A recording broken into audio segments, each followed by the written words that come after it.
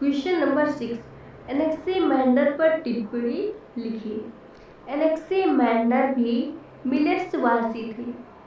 एनेक्सीमैंडर भी मिलेट्सवासी थे और थेल्स के समकालीन, किंतु उनसे उम्र में छोटे थे। इन्होंने बेबीलोनियाई उपकरण नोमोन को यूनानी दुनिया को परिचित कराया।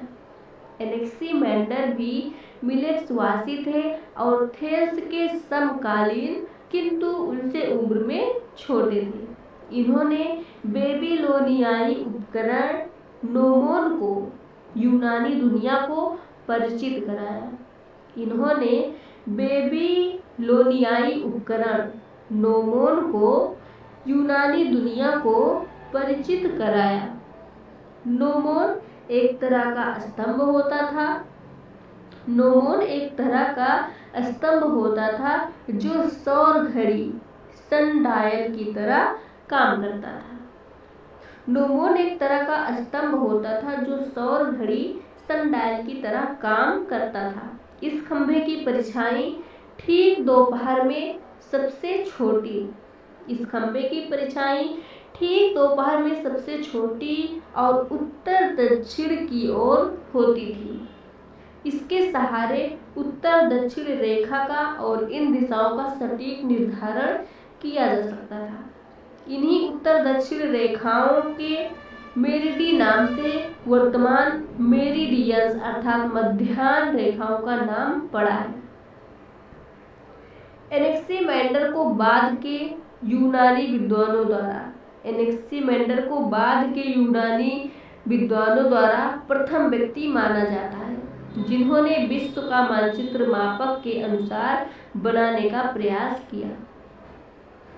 जिन्होंने विश्व का मानचित्र मापक के अनुसार बनाने का प्रयास किया। उन्होंने एक मानचित्र बनाया था जिसमें ग्रीस को केंद्र में रखा था तथा बाकी यूरोप और एशिया के तत्कालीन ज्ञात स्थल दर्शाए गए थे।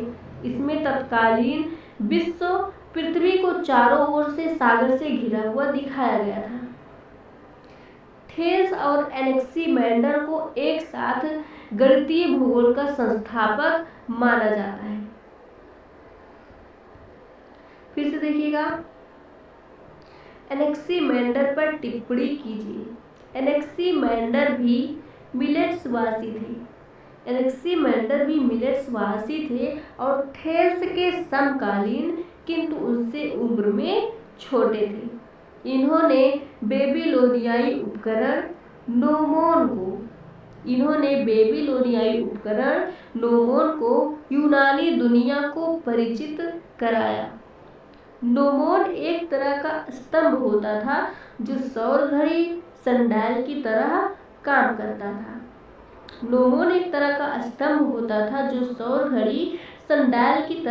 करता था।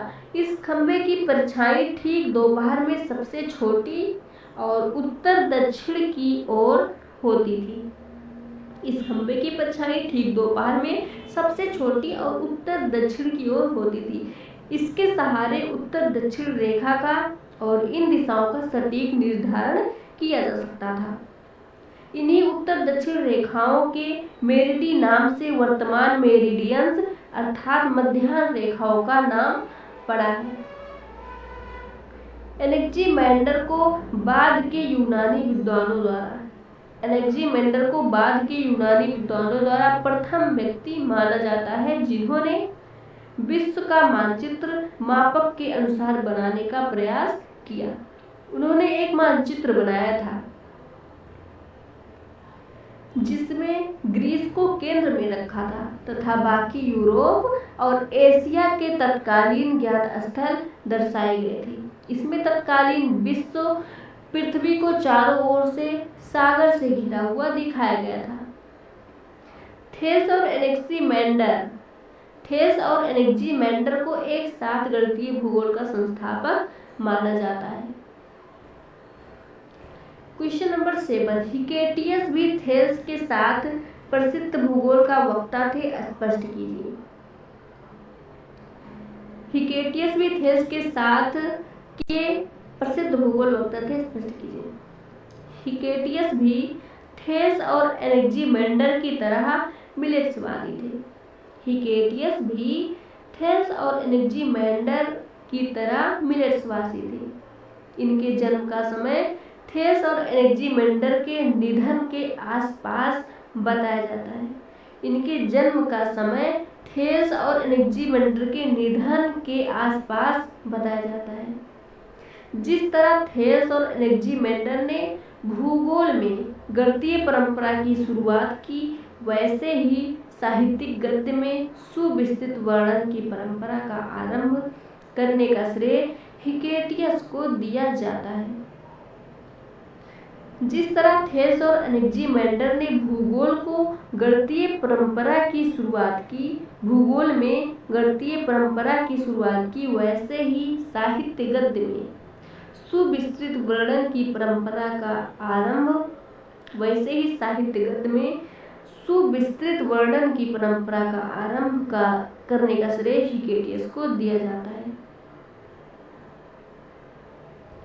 इन्होंने उस भूगोलीय ज्ञान का वर्गीकरण और व्यवस्थित विवरण लिखा जो उस समय मिलेट्स में केवल ग्रीक दुनिया ही नहीं बल्कि बाहरी जगहों से भी आ रहा था। हिकेटियस ने पुस्तक जस्ट पीरियड्स अर्थात पृथ्वी का वर्णन लिखा जो संभवतः छठी में प्रकाशित हुई। यह केवल पीरियड्स के नाम से ही प्रसिद्ध है और संभवतः विश्व का प्रथम क्रमबद्ध है, जिसके कारण हिकेटियस को भूगोल का पिता भी कहा जाता है। पीरियड्स पुस्तक 2 खंडों में है, एक यूरोप के बारे में और दूसरी एशिया और लीबिया उस समय का ज्ञात अफ्रीका का वर्णन है। भूमध्य सागर के द्वीपों और जल संधियों का विस्तार से वर्णन मिलता है। एशिया में विशेष रूप से ईरान तथा भारत के बारे में जानकारी शामिल है, जिसमें यहाँ की जनजातियों तथा नदियों का विवरण है। इन्होंने सिंधु तथा दजला फरात नदियों को एशिया की प्रमुख नदियां बताया। इसके अनुसार पृथ्वी सपाट एवं वृत्ताकार प्लेन एंड सर्कुलर है। हिकेटियस ने एनेक्सीमेंडर के मानचित्र में सुधार किया।